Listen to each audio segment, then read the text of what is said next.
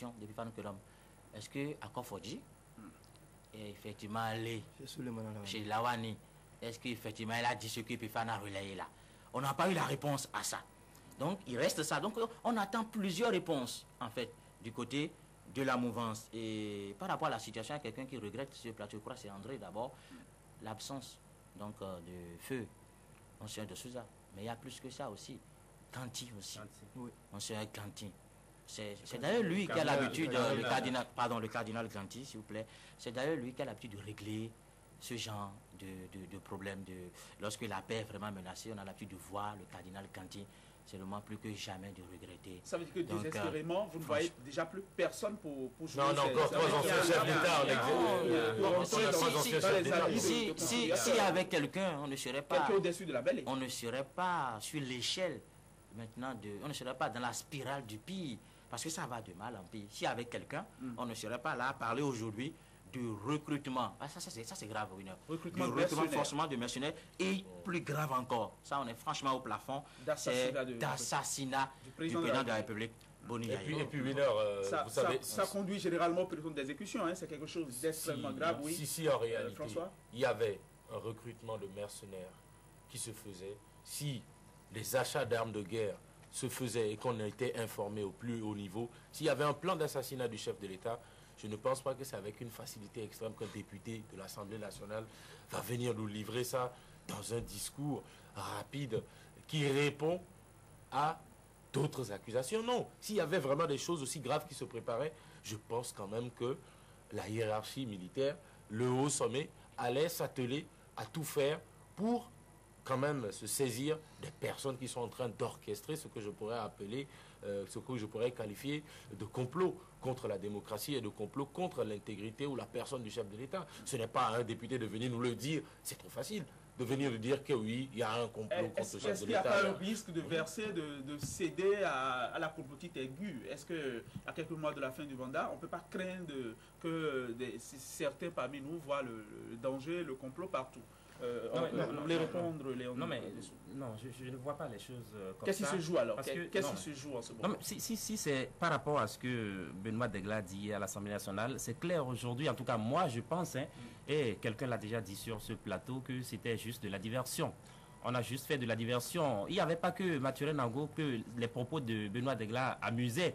Tous les députés qui étaient dans la salle riaient. Il suffisait de suivre plus attentivement les images et vous le remarquez. Tous les députés riaient de ce que disait Benoît Degla parce qu'il n'y avait pas vraiment de la logique dans les propos. Lorsque l'homme parle par exemple de vaillants militants FCBE, de vaillants militants de la mouvance qui seraient peut-être attaqués verbalement et qu'il cite l'exemple de personnalités, je ne sais pas, de personnes ou bien de personnalités. Vous avez entendu certains noms, il a évoqué certains noms hier, de vaillants militants.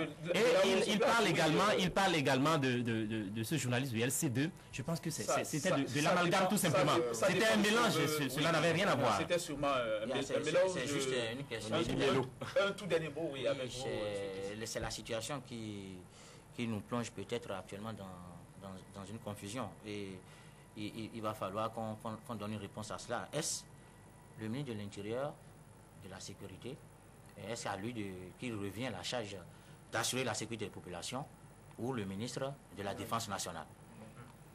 Oui, c'est une question que vous posez. Nous allons en rester là. Est-ce qu'il y a d'autres sujets de l'actualité?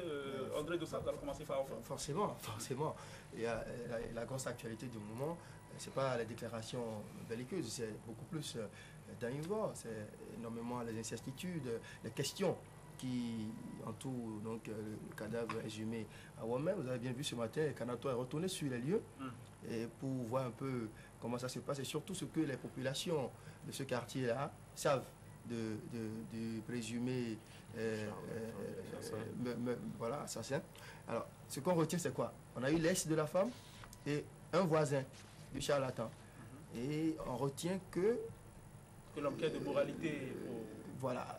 Il y a en tout cas, de ces propos-là, je pense que il y a énormément encore de questions, des questions que soulève les propos de ces 2 personnes que nous avons interrogées. Moi, la première image qui m'a frappé, c'est que sur les lieux, il n'y avait pas trace d'aucun agent de sécurité.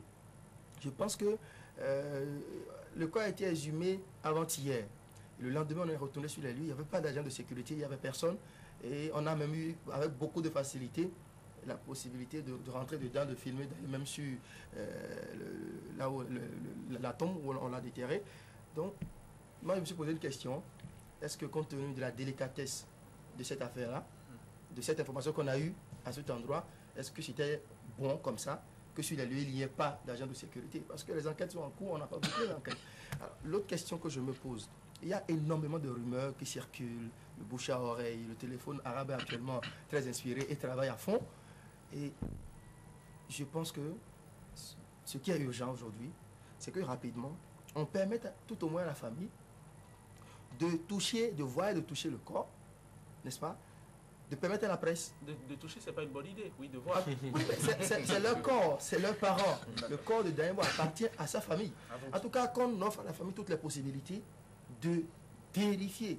Moi, j'ai eu un frère de Dainbo au téléphone, parce qu'il y a eu hier, on nous a appris qu'on a mis les enfants pour des prélèvements dans le cadre du test d'ADN, alors même que les experts français sollicités ne sont pas encore là. Le procureur a dit que c'était déjà plus nécessaire.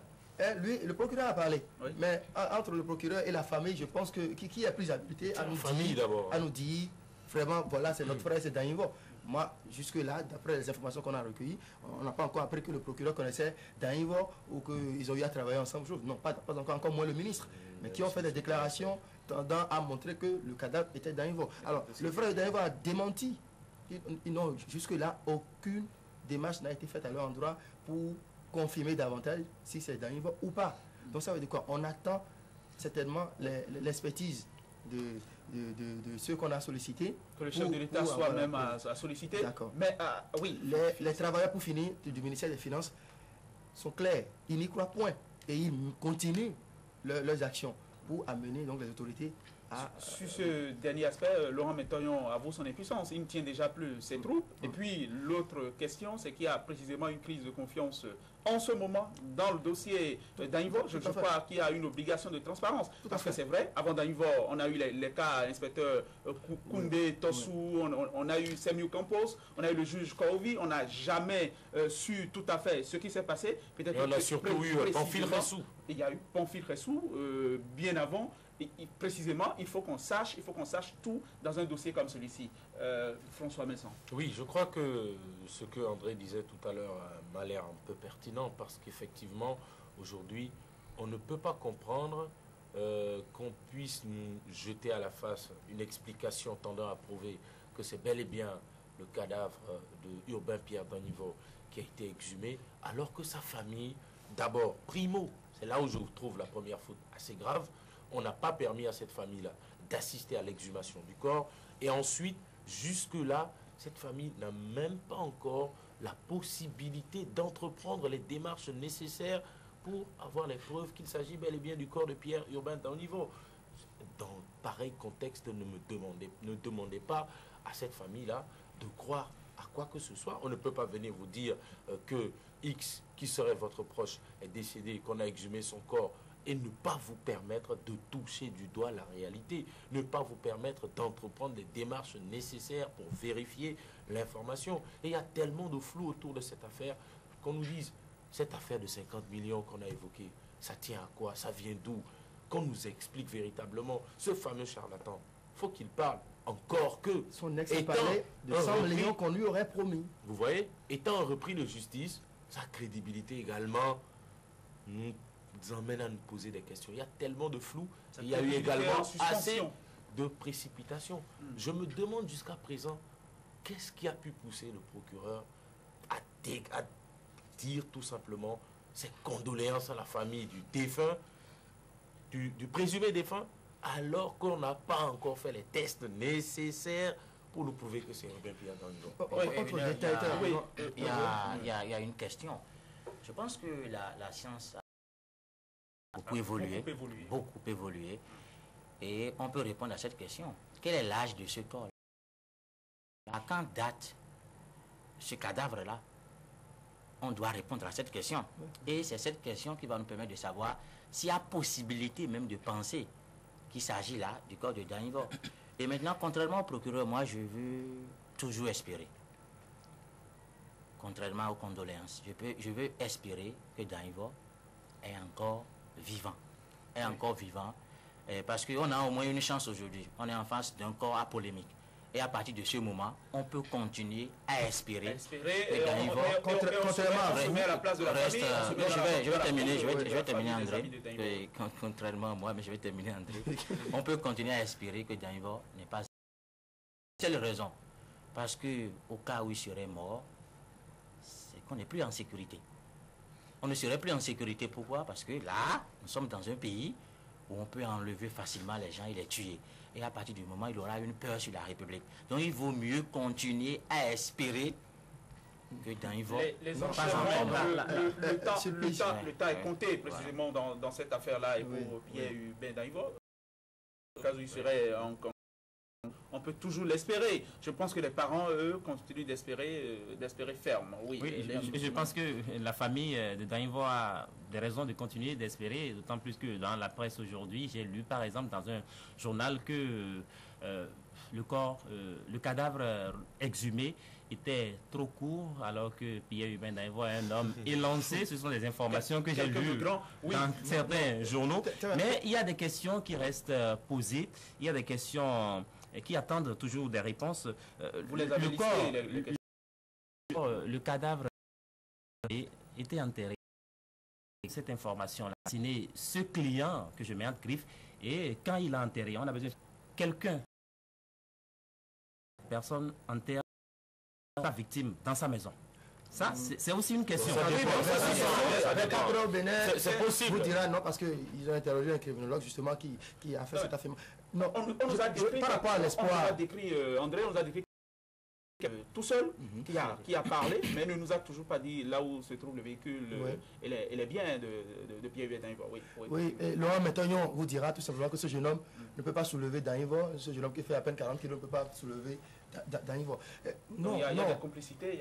Moi, plutôt ce que je retiens de l'événement d'avant-hier, c'est vrai que c'est un présumé cadavre de Dan Ivor, d'accord. Mais l'information que moi je retiens, c'est que on nous apprend tout simplement d'abord que Dan Ivor est mort. On a voulu faire passer dans l'opinion que Dan Ivor est mort. Que Dan Ivor est mort. En effet. Officiellement. C'est ça. C'est ce que moi je retiens. Maintenant, qui garde actuellement le cadavre exhumé? Quelles sont les mesures de transparence qu'on a prises? Il doit être précisément à la mort. Personne n'oserait à quel morgue? Qui garde le corps? Est-ce que les parents de Dan Ivor sont à ce niveau pour contrôler? Parce que vous savez, on est dans une enquête. C'est une affaire. Il faut que les tests ADN soient crédibles. Il pourrait y avoir substitution, c'est possible. C'est une éventualité. Il faut que les tests ADN soient crédibles. Il pourrait y avoir substitution. Non, on peut laisser les cours aux supputations aussi. Donc, je pense que toutes les questions sont valables dans ce cas. Toutes les pistes sont à explorer. Les syndicalistes, l'homme qui disait, est-ce que c'est le vrai Dan Ivor? C'est le Dan Ivor qui annonce le vrai Dan Ivor? Je pense que il faut prendre en compte tout ça. C'est là où je trouve qu'on est allé un peu trop vite en besogne avec ce fameux communiqué qui présentait des condoléances aux parents de Dan Ivor, alors que les parents qui sont allés sur le terrain, à qui on n'a pas donné la possibilité de voir dans le tour, de voir le corps si véritablement c'était. C'est seuls les parents qui peuvent, dans un premier temps, nous confirmer que c'est leur frère, c'est leur enfant. André, il y a une information dans cette affaire-là, précisément, dans l'affaire Dan Ivor. C'est qu'on voudrait faire passer dans l'opinion que Dan Ivor est mort. La principale information, c'est ça, c'est que Dan Ivor est mort. C'est une